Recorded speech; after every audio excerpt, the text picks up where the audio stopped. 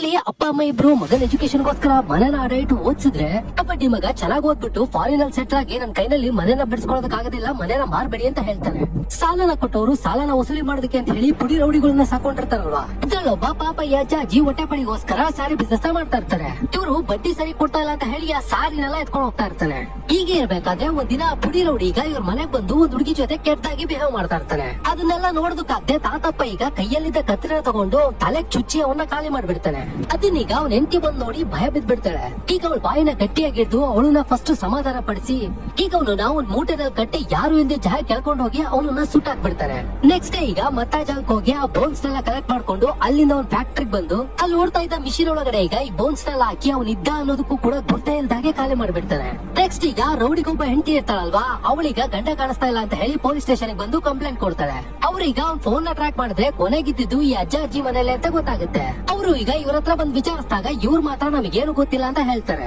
Police ಈಗ ಅಲ್ಲಿಂದ ಓದಾದ್ಮೇಲೆ ಅವ್ನ ಫೋನ್ ಕೂಡ ಯಾರಿಗೂ ಗೊತ್ತಾಗ್ದಾಗೆ ಬಚ್ಚಿಟ್ ಬಿಡ್ತಾರೆ. ಒಬ್ಬ ಓದ ಅಂತ ಹೇಳಿದ್ರೆ ಸಾಲ ಕೇಳದನ್ನ ನಿಲ್ಲಿಸ್ಬಿಡ್ತಾರ. ಇನ್ನೊಬ್ಬ ಪುಡಿ ರೌಡಿ ಬರ್ತಾನೆ. ಅವನತ್ರೀಗ ತಾತ ನನ್ ಸಾಲನೆಲ್ಲ ರೌಡಿ ಕೈಗೆ ಕೊಟ್ಬಿಟ್ಟೆ ಅಂತ ಹೇಳ್ತಾನೆ. ಆ ತಾತ ಹೇಳಿದ್ದನ್ನೆಲ್ಲ ಅವನು ನಂಬಾದ್ರು ನಂಬ್ತಾನ. ಈ ನಮ್ ಕೈಗೆ ಸಾಲನ ವಾಪಸ್ ಕೊಟ್ಟಿಲ್ಲ ಅಂತ ನನಗೆ ತುಂಬಾ ಚೆನ್ನಾಗ್ ಗೊತ್ತು.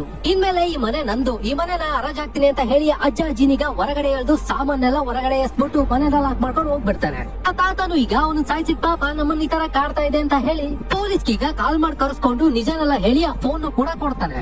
ಪೊಲೀಸ್ ಈಗ ಇವ್ರ ಕಷ್ಟನೆಲ್ಲ ಅರ್ಥ ಮಾಡ್ಕೊಂಡು ಇವ್ರನ್ನ ಆಚೆ ದಬ್ಬಿದ್ದಲ್ವಾ ಅವನನ್ನ ಅರೆಸ್ಟ್ ಮಾಡ್ಬೇಕು ಅಂತ ಹೇಳಿ ಡಿಸೈಡ್ ಆಗ್ತಾನೆ. ಏನ್ ಪೊಲೀಸ್ ಅಲ್ಲೂ ಇಷ್ಟೊಂದು ಒಳ್ಳೆಯವರಿದ್ದಾರೆ ಅಂತ ತಿಳ್ಕೊಳಕ್ ಹೋಗ್ಬೇಡಿ, ಅದಕ್ಕೂ ಒಂದ್ ರೀಸನ್ ಇದೆ. ಆಕ್ಚುಲಿ ಆ ರೌಡಿ ಹೆಂಡತಿಗೂ ಈ ಪೊಲೀಸ್ಗೂ ಅಕ್ರಮ ಸಂಬಂಧ ಇದೆ. ಅದು ಒಂದ್ ರೀಸನ್ ಆದ್ರೆ ಆ ರೌಡಿ ನನ್ ಮಗ ಅವನ ಹೆಂಡತಿಗೆ ಸಿಕ್ಕಾಪಟ್ಟೆ ಟಾರ್ಚರ್ ಕೊಡ್ತಾ ಇರ್ತಾನೆ. ಅವಳಿಗೂ ಕೂಡ ಇವನಿಂದ ಮುಕ್ತಿ ಸಿಕ್ಕಿದ್ರೆ ಸಾಕು ಅಂತ ಹೇಳಿ ವೇಟ್ ಮಾಡ್ತಾ ಇರ್ತಾಳೆ. ಪೊಲೀಸು ಈಗ ಅವಳನ್ನೀಗ ಒಂದ್ ಜಾಗ ಕರೆಸ್ಕೊಂಡು ತಾತ ಕೊಟ್ಟಿದ್ ಫೋನು ಹಾಗೆ ಅವ್ನ್ ಥಿಂಗ್ಸ್ ಎಲ್ಲ ಕೊಟ್ಟು ನಿಮ್ ಮನೇಲಿ ಬಚ್ಚಿಡು ಅಂತ ಹೇಳ್ತಾನೆ. ಅವಳು ಈಗ ಅವ್ನು ಹೇಳ್ದಾಗೇನೆ ಅದನ್ನೆಲ್ಲ ಮನೆಗ್ ತಂದು ಬಚ್ಚಿಡ್ತಾಳೆ. ನೆಕ್ಸ್ಟ್ ಡೇ ಪೊಲೀಸ್ ಈಗ ಅವ್ರ ಮನೆಗ್ ಬಂದು ನೀನೇ ಅವನ್ನ ಸಾಯಿಸಿರೋದು ಅಂತ ನಮಗ್ ಡೌಟ್ ಇದೆ, ಅದಕ್ಕೆ ನಿಮ್ ಮನೆಲ್ಲ ಸರ್ಚ್ ಮಾಡ್ಬೇಕು ಅಂತ ಹೇಳಿ ಸರ್ಚ್ ವಾರೆಂಟ್ ನ ಕೊಟ್ಟು ಮನೆನೆಲ್ಲ ಹುಡುಕ್ತಾರೆ. ಈಗ ಅವ್ಳು ಬಚ್ಚಿಟ್ಟಿದ್ದ ಥಿಂಗ್ಸ್ ಎಲ್ಲ ಆಚೆ ತೆಗೆದು ನೀನೇ ಅವನ್ನ ಸಾಯಿಸಿದ್ಯಾ ಅನ್ನೋದಕ್ಕೆ ಇದೊಂದು ಸಾಕ್ಷಿ ಸಾಕು. ಲೈಫ್ ಲಾಂಗ್ ಇನ್ ಮೇಲೆ ಜೈಲಲ್ಲೇ ಸಾಯ್ಬೇಕು ಅಂತ ಹೇಳಿ ಅವನನ್ನ ಅಲ್ಲಿಂದ ಹೇಳ್ಕೊಂಡು ಹೋಗ್ತಾರೆ.